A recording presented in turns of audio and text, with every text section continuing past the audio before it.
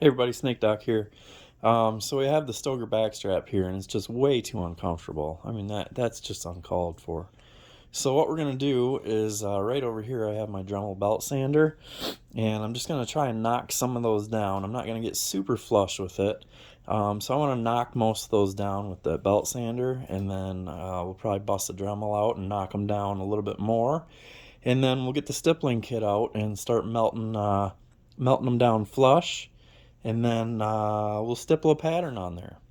So let me get this fired up. It's going to be noisy, but I'm just going to go over here and start working on this.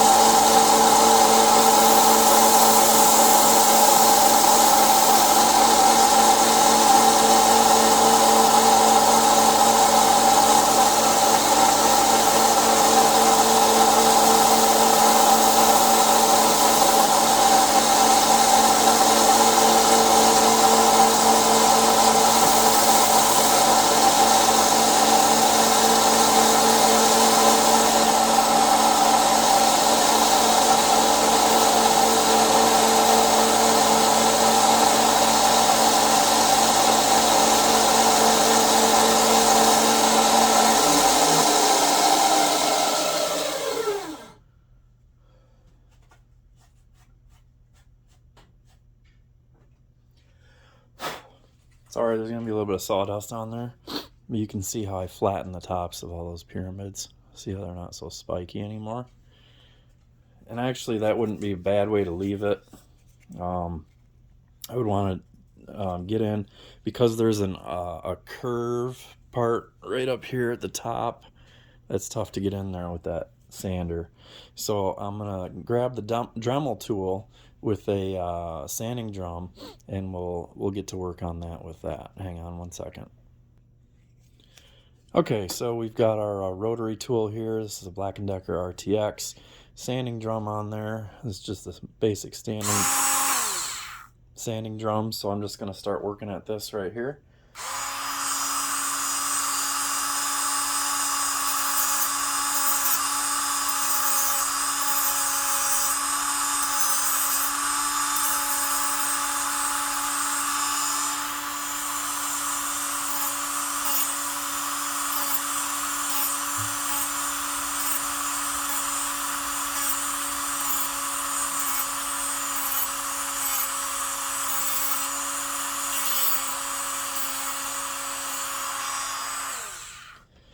So all you want to do is just kind of hold that where you can get a visual of looking past your texture, so you can see past it like this against that white wall, and then you just want to start knocking those down gently.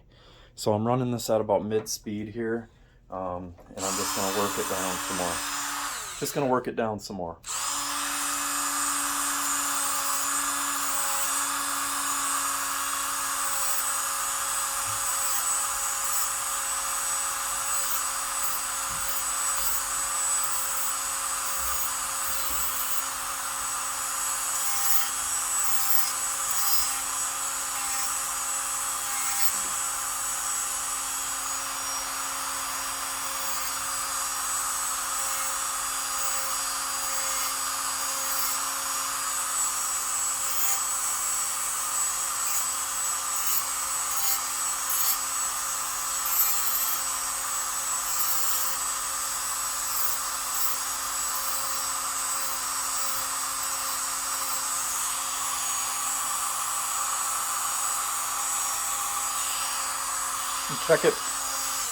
Check it both ways, so flip it over and do the same thing, so make sure you're not angling anything.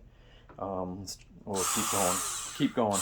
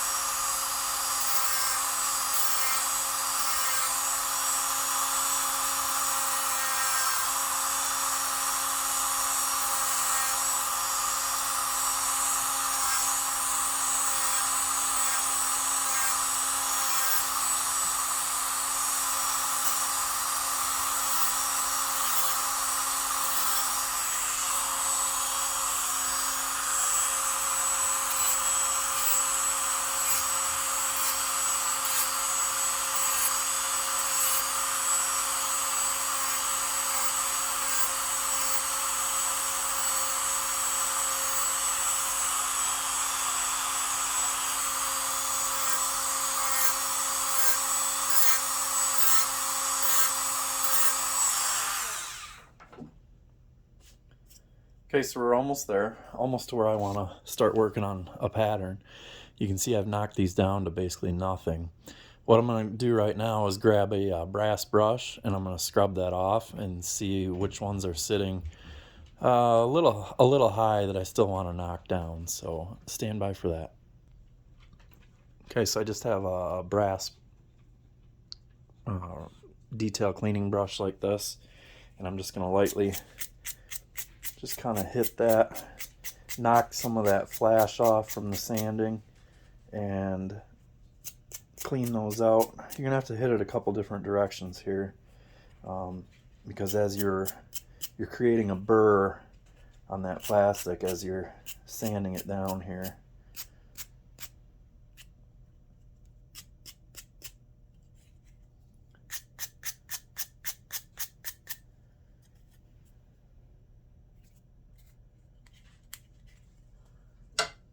Okay, so then you just want to give an inspection. So it looks like right here, these three I still kind of want to knock down. Maybe actually those six right there I kind of want to work on just a little bit. And then we'll move on to the stippling.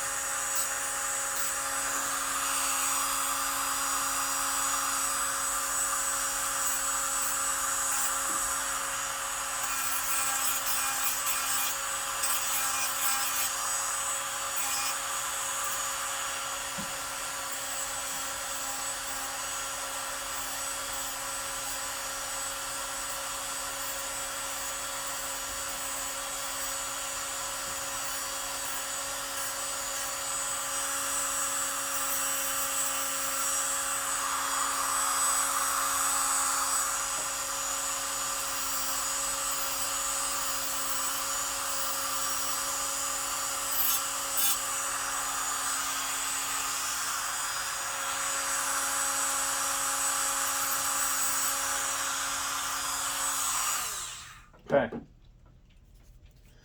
so I'm pretty happy with that. So I've got these all beat down nearly flush, and then I'll show you what bit I'm going to use to smooth it all out completely. And I'll get this white stuff off here too. So we'll go over to the bench, get our stippling gun heating up, and we'll start working from there. Okay, so we're all set up here. We're going to start doing some stippling here as soon as this reaches temperature. You can see this is the bit that I have right here. This is a copper bit, and it looks just kind of like a spade, with a little pointy tip at the end. We can actually hit this with the brass brush, and that's why the brass brush is here. This cleans any melted polymer off your tip that you're using. And then you just want to make sure that you're using your standoff so that you don't burn the surface that you're working at. And that's, I keep tile here, so when I change bits, I just put the hot tile on there and let it cool down. So I have some bits right here. I have some bits right here. These are the ones that came with the kit. This is just the 5-in-1 wood burner kit from Harbor Freight. Works fantastic. A set of needle nose pliers so I can change the tip on there, and because I keep it plugged in the whole time. And then I just have a regular toothbrush here that I'm going to clean this grip off with, just so we can kind of see what we're starting with. So the first thing that I'm going to do,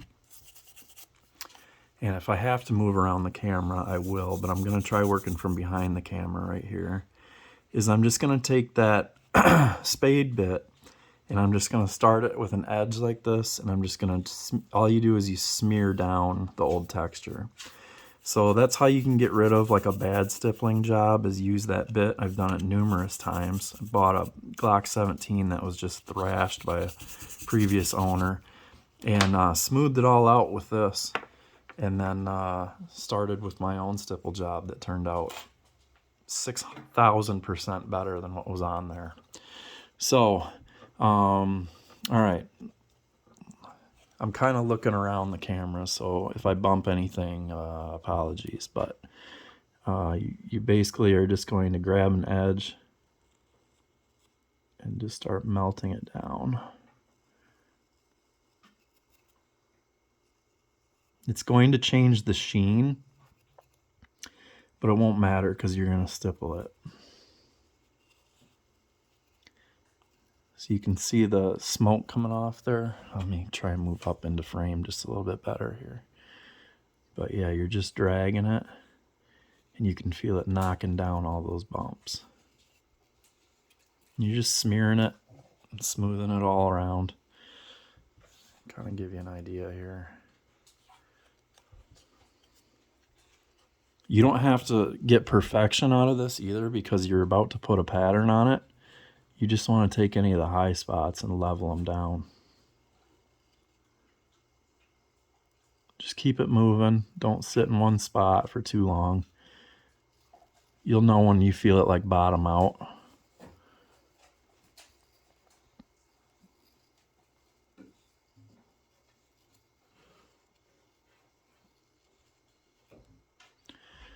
That's working well.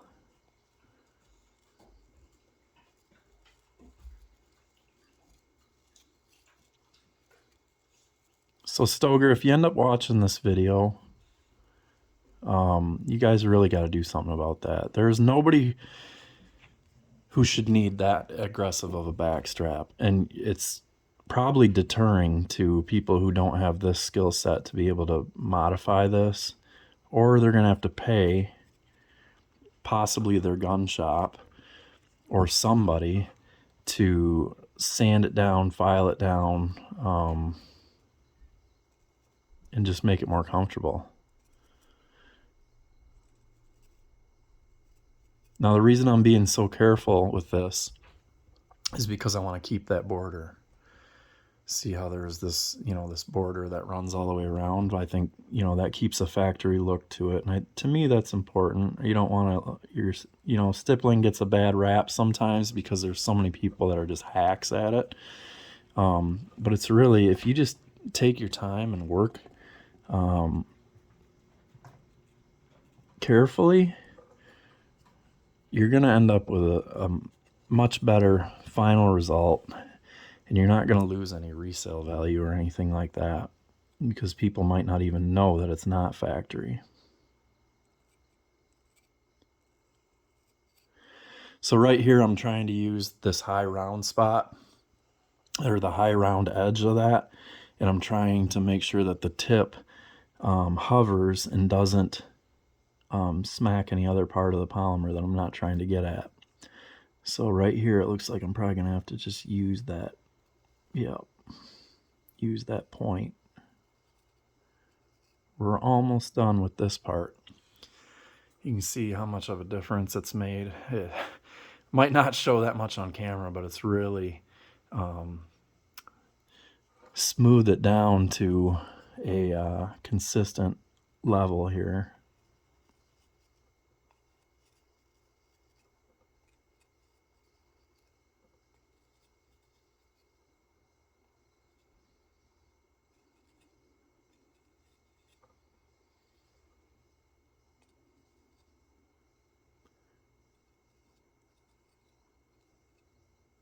Now, other critics will probably say, well, why are you putting that much effort into a budget gun? Because it's a budget gun that's going to run, and I'm going to use it in my classes. And if anybody's interested in taking a class from me, my next one is April 9th in Linwood, Michigan. So go ahead and send me a message or a comment, and I will respond, and we can talk about how you can get into it. That'll be a USCCA CPL class.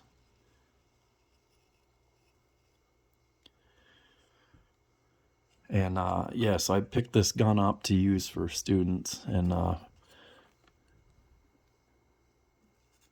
you know, it might end up being like a stash gun for me. I wouldn't mind having something like this, just maybe on a gun magnet or something out in my back garage when I'm out there working on tractors or motorcycles or four-wheeler or whatever. And if I hear the dogs barking at something, I can just grab the gun and investigate.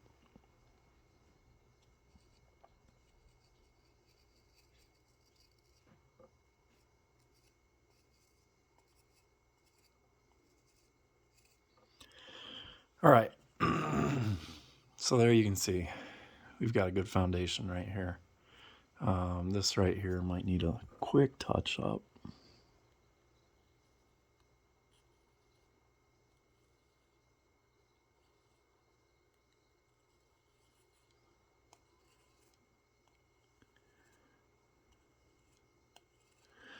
Okay.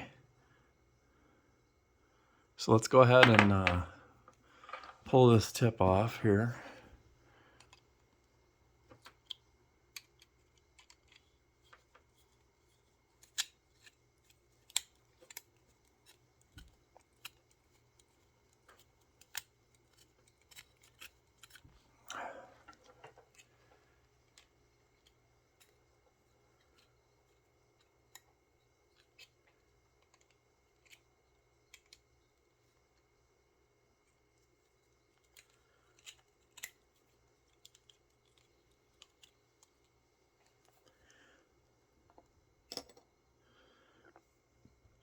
So now I'm just going to set my soldering iron or wood burner off and decide.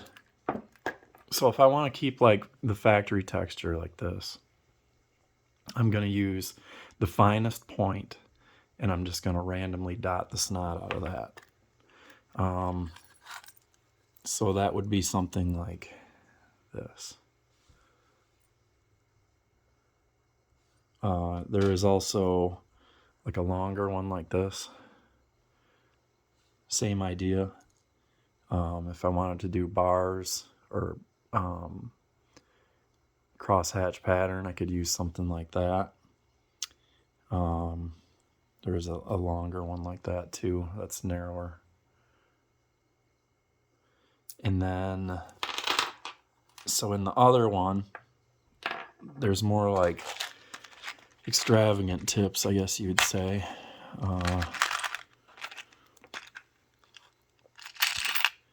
So there's like patterns. Gosh, just focus. So, you know, you could do something big like that. And then obviously it's not going to take as long. This one's kind of like a wheel or pizza. What else is there? There's some, oh, and then there's this one. This one I was curious about trying. I might actually do this. So it's like a wedge, and you'd be making diamonds like that. So I might actually do that, depending on if I can. That might work, and that might look kind of cool.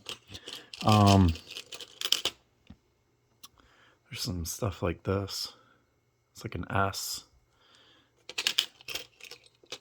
This one's just like a bullseye.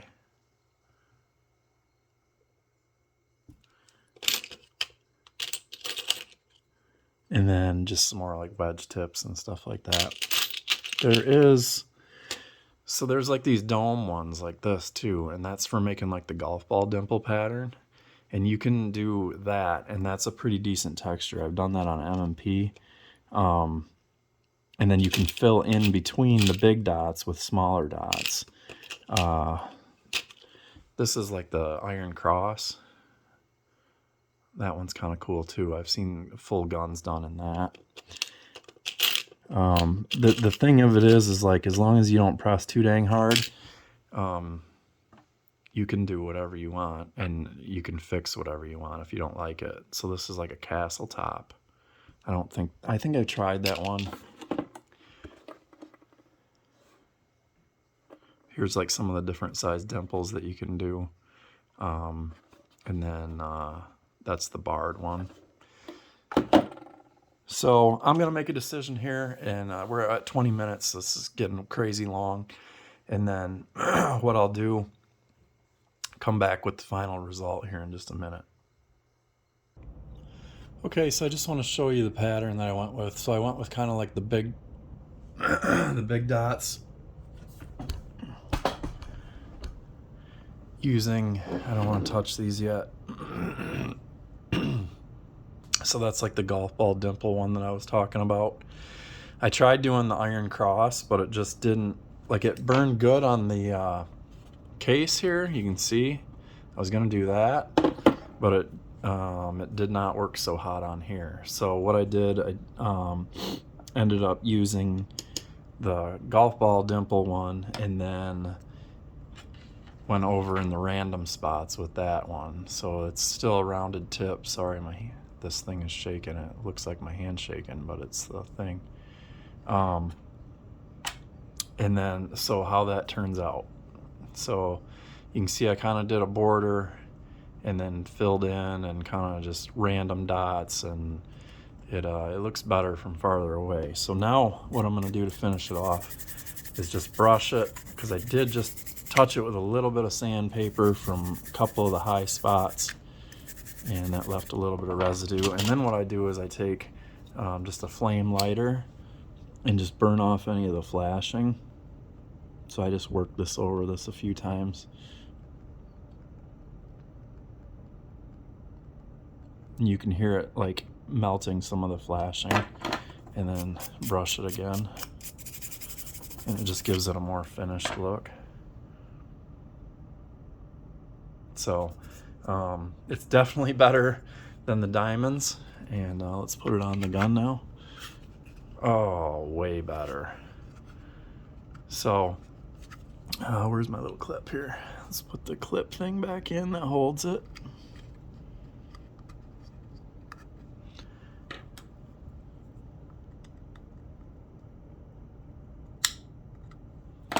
Okay, so there's that, and here's our new look.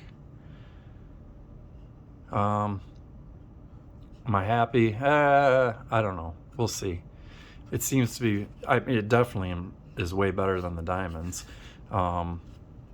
Is it my best stippling? Nope. But that ticks me off, because that's where the iron cross thing screwed up. So it's better. It feels awesome in the hand, and I got a really nice texture. So the texture is functional, so that's really what is important. Again, if I was not happy with it and later, I could smooth it all back down and then just do like a pattern that would more closely mimic this sandpaper type texture right here. But it's for a little bit of work, like a half an hour or less.